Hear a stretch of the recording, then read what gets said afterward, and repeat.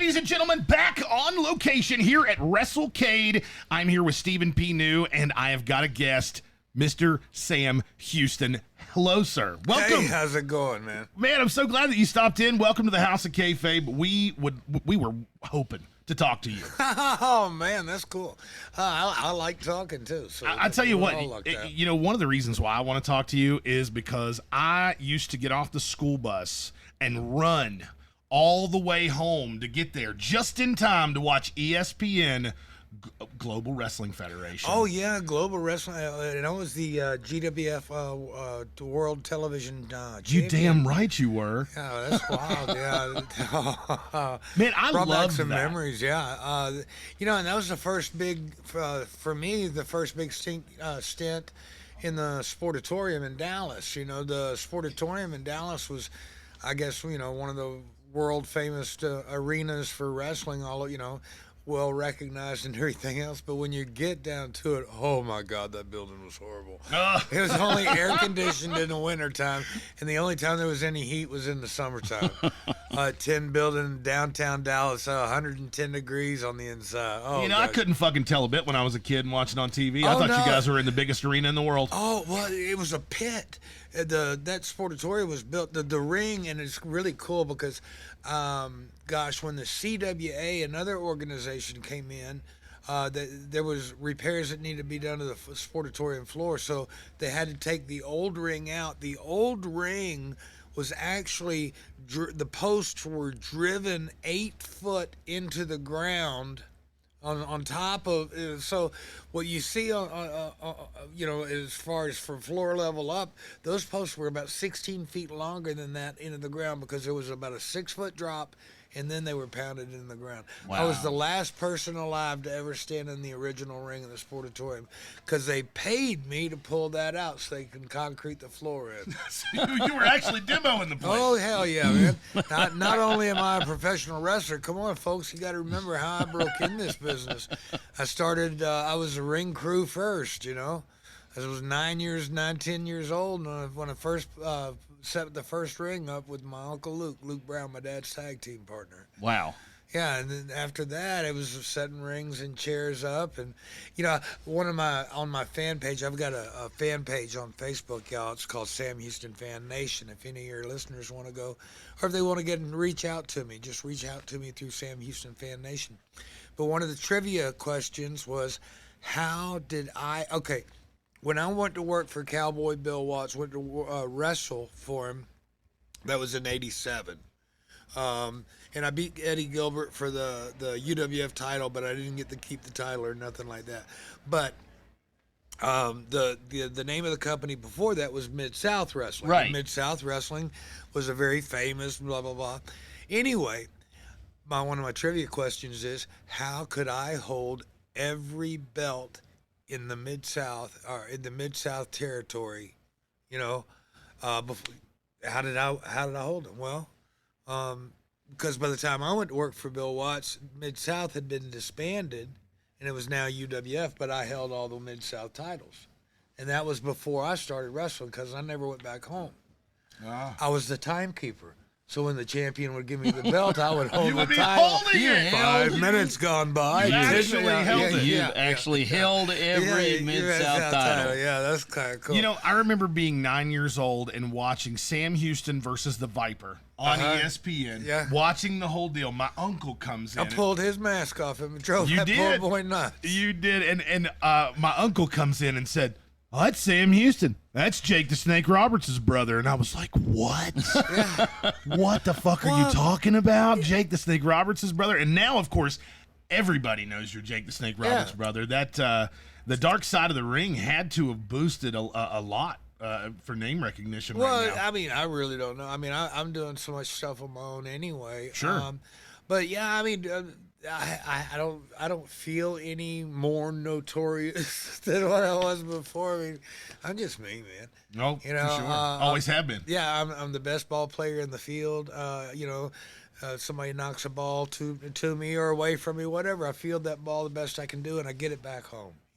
Always. And that's what we're supposed to do. And like I like to use opportunities like this to get out and meet the fans and to know more about them, to see if they've got a personal relationship with their creator.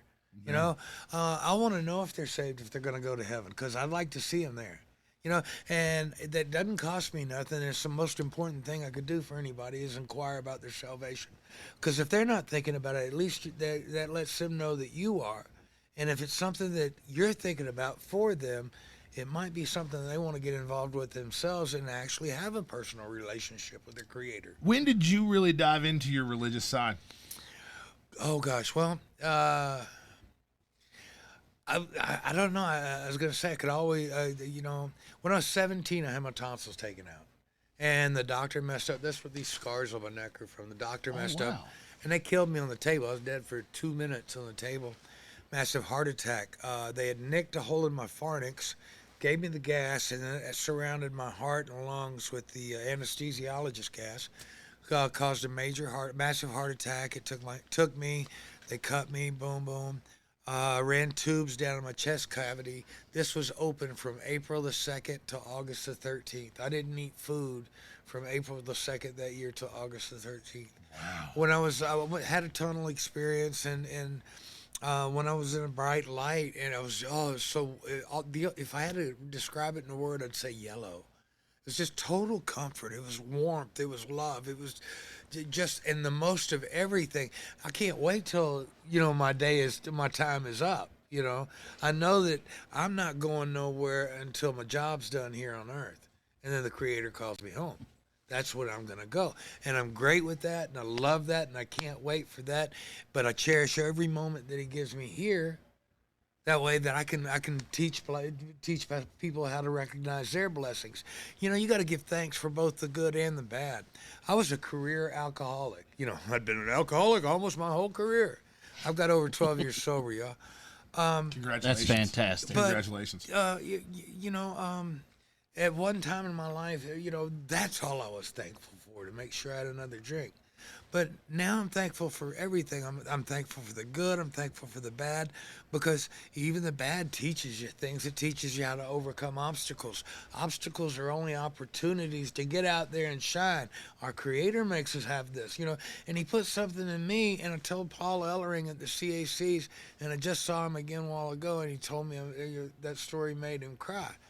I was coming back from the ring in Philadelphia, and he goes, Sam, you know why I love watching your matches? And I was like, no, Paul, why? He goes, because you always go that one step further. I was like, yeah. He said, in everything you do, you go that one step further. And, I lost that in me along the way after I got paralyzed in 91. And then Charlie Norris and I were tagging up. And the Renegades, we went to Japan 5 times. I was almost eaten by cannibals in New Guinea twice. They were Wait. Almost eaten by cannibals in New Guinea twice. Stop the boat. I want to hear this story. Oh, yeah. Okay, first of all, them over there, they call them rascals, the natives. And they're probably about 5 foot, 5'2". They're not, but they dress like Kamala, little bitty Kamala. Oh gosh, Little bitty Kamalas. Miniature everywhere. Kamalas. Yeah, everywhere. One day I go outside and I go to smoke a cigarette outside, and here comes this guy, and he's walking up, and all he's wearing is a Tarzan loincloth. He's got like this great big old curved machete knife, a grass knife on his hip.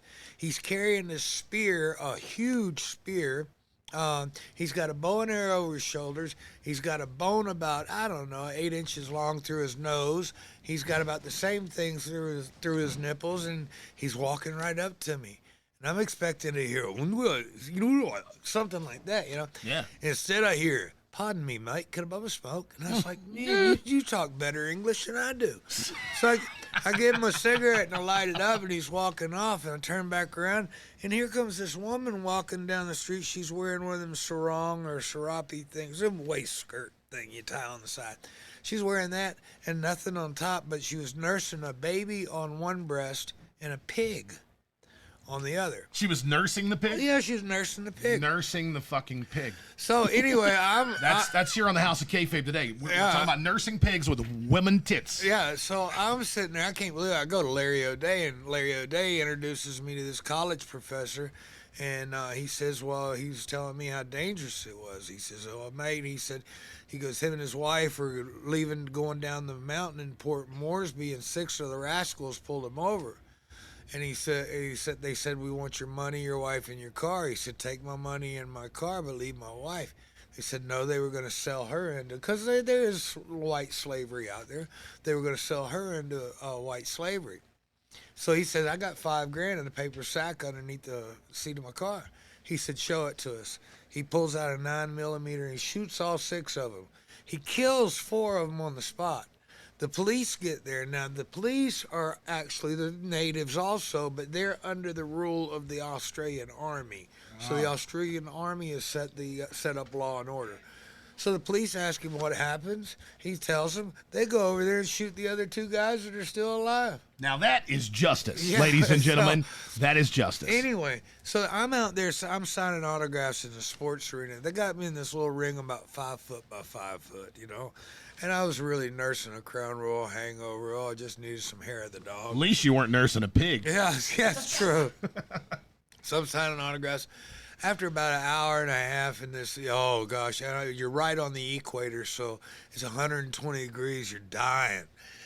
And I went to use the restroom to get something to drink, and I'm coming back to the little ring, and the little bitty people, they get up under me and pick me up over their heads, and they're tossing me, and they carry me all the way across the soccer field, and they're taking me out the wrought iron gates, and the Australian Army with all their transports come pulling up, and they start mowing people down with rubber bullets and beating them in the head with these little billy clubs, and then I called them saddleback Rottweilers. These Rottweilers, they were so big that you could have put a saddle on their back and rode them. But they were clamping down on people's heads and just dragging them off. I remember seeing that. And then, 3 days later, me and Charlie Norris went to go get a bottle of water at the store. And 5,000 natives, swooped in on us. Just all of a sudden, whoa, coming out of nowhere. They had to call the Army that day. They were trying to get at us through the store. The people were rioting, trying to... I thought it was chaotic out there. Yeah. But it sounds like you've been to some really shitty autograph signings. Well, I'm telling you. Okay. It's like the Return of the Jedi when the Ewoks were carrying Han Solo and Luke Skywalker. Or Return to the Living Fucking Dead. No doubt. Okay, Psycho. Here's the first night I'm coming back from the ring, and whap, I get right in the face. I get a shot. It's like, damn. And then all of a sudden I drop my hand down, whap, and there's another one. And I get hit 3 or 4 more times. I'm like, whoa. I cover up and I make it back to the dressing room. I'm going, what in the hell? Where's security? He said, oh, mate, they see what you're doing in the ring and everything. He goes, they're trying to show you honor. They're honoring you by punching you in the face.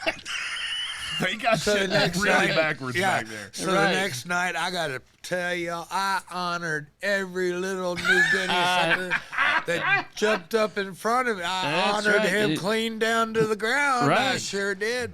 Well, Sam, for guys my age, my first exposure to you, obviously, was Mid-Atlantic. And we've talked about you being one of 125 superstars here and the sense of nostalgia. Oh, yeah. Brian says he sees so-and-so and feels 10 again. I see you, and I feel 13. Oh, like I'm watching Jim Crockett Promotions. It's about 1986. Well, no, I still look good. You do. You look great. You look like you can stay active. Yeah, stay active.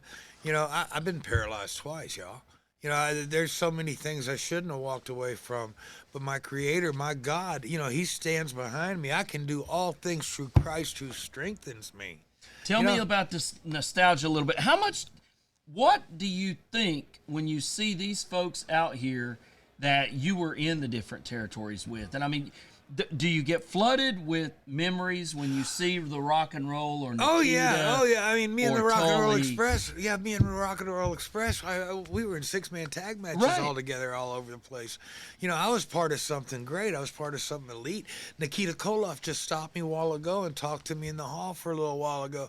You know, I wrestled him one time, and Dusty Rhodes told me, I was like, he says, looks like you're worried, kid. I said, it's Nikita Koloff. I'm like 19 years old. I said, I'm just trying to do something to get over.